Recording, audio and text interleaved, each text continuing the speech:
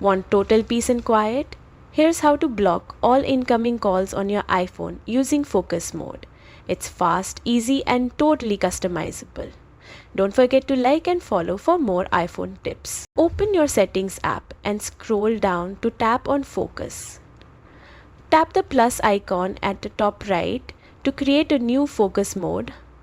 Choose custom, give it a name like block all calls and hit next. Now under choose people, tap allow notifications from and remove everyone from the list. Then hit next. When it asks about calls, select allowed people only. But since you removed everyone, that means no calls will come through.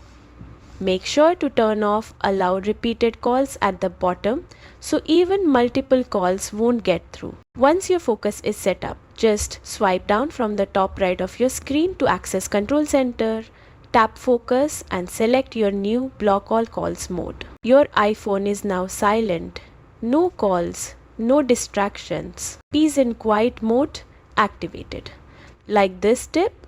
Hit that like and subscribe for more.